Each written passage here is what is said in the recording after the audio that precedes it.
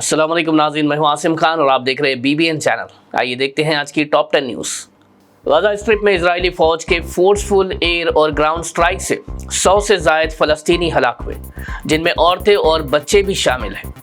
ये हमले उस वक्त हुए जब नेतन्याहू ने पूरी ताकत से एक्शन लेने का हुक्म दिया। गाज़ा हेल्थ मिनिस्ट्री के मुताबिक हलाकशुदा तादाद के अलावा 253 लोग जख्मी भी हुए। फ़लस्तीनी ऑफिशियल्स ने कहा कि मरीज खाने अब घायलों से भर गए हैं और रेस्क्यू टीम्स अब भी मलबे से लोगों को निकाल रही है। इजराइल ने दावा किया कि उनका ये नया ऑपरेशन हमास की जंगबंदी तोड़ने की कोशिश का जवाब था, जबकि हमास ने इस इल्ज़ाम को रद्द करते हुए कहा कि वो अब भी अमरीकी हिमायत याफ्ता सीज़फायर पर कायम है। साउथ कोरिया में APEC समिट से खिताब करते हुए अमेरिकी सदर डोनाल्ड ट्रंप ने कहा कि वो भारत के साथ नई ट्रेड डील पर काम कर रहे हैं। उन्होंने वज़ीर आज़म नरेंद्र मोदी को ग्रेट लीडर करार दिया। ट्रंप ने कहा कि दोनों मुल्कों का रिश्ता इज्जत और भरोसे पर मबनी है।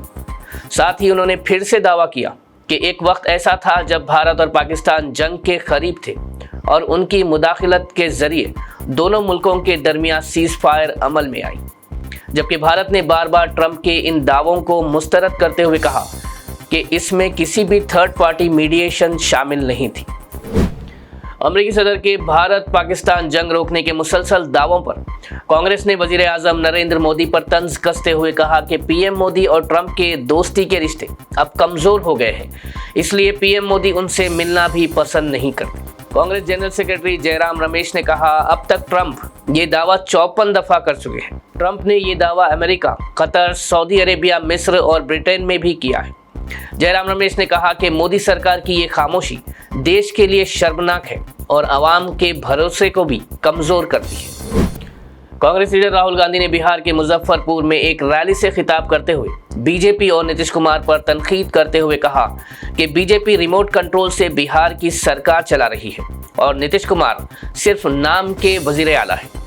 राहुल ने इल्ज़ाम लगाया कि बीजेपी ने वोट्स चुराकर गरीबों का हक छीना और देश को सिर्फ चंद बिलियनर लोगों के लिए बना दिया है।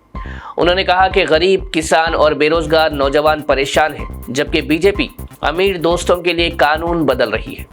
राहुल गांधी ने कहा कि कांग्रेस और इंडिया ब्लॉक गरीबों, मजदूरों और किसानों के हक में आवाज़ उठाएंगे और देश को बराबरी की राह पर लाएंगे।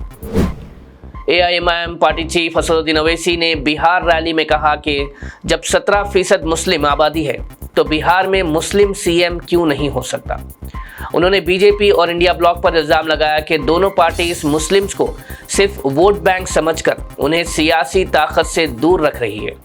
असद ओवैसी ने कहा कि जब 3% आबादी वाले कम्युनिटी के लोग डिप्टी CM बन सकते हैं तो मुस्लिम्स को मुकम्मल हक मिलना चाहिए कि वो CM बन सके।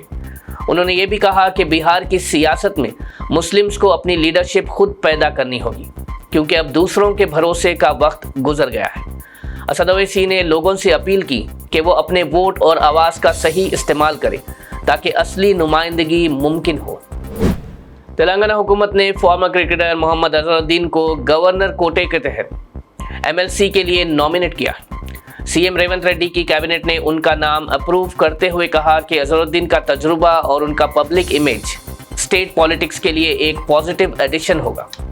रिपोर्ट्स के मुताबिक खलफ बर्दारी की तकरीब 31 अक्टूबर को राजभवन में होगी, जिसमें सीनियर कांग्रेस कायदीन और मुअज़्ज़ज़ शख्सियात शिरकत करेंगे।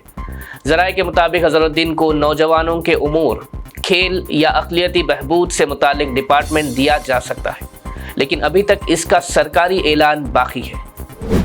जुबली हिल्स के इलेक्शन फेज के दौरान BRS पार्टी को एक बड़े सियासी झटके का सामना करना पड़ा, जब रहमतनगर डिवीज़न के तकरीबन 400 BRS लीडर्स और वर्कर्स ने कांग्रेस पार्टी ज्वाइन कर ली। ये शामिल होने का प्रोग्राम मिनिस्टर पोंगुलेटी श्रीनिवास रेड्डी की क़ियादत में हुआ।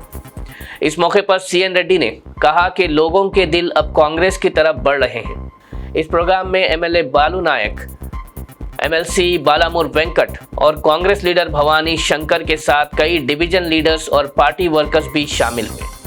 ये प्रोग्राम इस बात का सबूत है कि जुबली हिल्स के आने वाले इंतखाबात से पहले कांग्रेस पार्टी की मकबूलियत में लगातार इजाफा हो रहा है। Hyderabad police commissioner VC Sajjanar ने अपना ऑफिशियल व्हाट्सएप चैनल लॉन्च करते हुए कहा कि ये प्लेटफॉर्म शहरियों तक real time traffic updates, safety alerts और इमरजेंसी एडवाइजरीज पहुंचाने का एक नया जरिया होगा। उन्होंने कहा कि इस इनिशिएटिव का मकसद वेरीफाइड मालूमात को सीधा लोगों तक पहुंचाना और पब्लिक कम्युनिकेशन को बेहतर बनाना है। शहरी अब इस चैनल को फॉलो करके हैदराबाद के ट्रैफिक और सिक्योरिटी अपडेट्स वक्त पर हासिल कर सकते हैं। जीएचएमसी ने प्रॉपर्टी टैक्स और ट्रेड लाइसेंस से मुतालिक तमाम ज़रूरी सर्विसेज अपनी ऑफिशियल वेबसाइट पर शामिल कर दी है। पहले ये सहूलत सिर्फ मी सेवा सेंटर्स तक महदूद थी, लेकिन अब शहरी घर बैठे ही ऑनलाइन अप्लाई कर सकते हैं।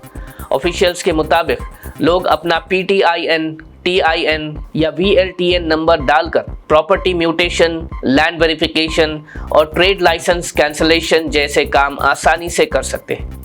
वेबसाइट पर डोर नंबर और ओनर नेम करेक्शन जैसे ऑप्शंस भी दिए गए हैं। जीएचएमसी ने कहा कि ये स्टेप ट्रांसपेरेंसी और पब्लिक कन्वीनियंस दोनों को बेहतर बनाएगा और मैनुअल पेपर वर्क में भी कमी लाएगा।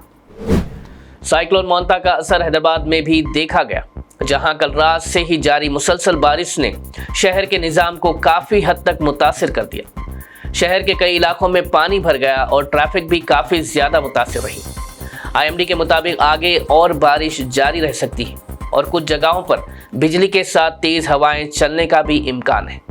तेलंगाना के कई ज़िलों में भी भारी बारिश के चलते ऑरेंज अलर्ट जारी किया गया है। अथॉरिटीज़ ने आवाम को आगाह किया कि ज़रूरत के बगैर घरों से बाहर ना निकले और लो लाइंग एरियाज से इज्तनाब करें। नाज़रीन, ये थी आज की टॉप 10 न्यूज़। देखते रहिए BBN चैनल। मुझे दीजिए इजाज़त। अल्लाह हाफिज़।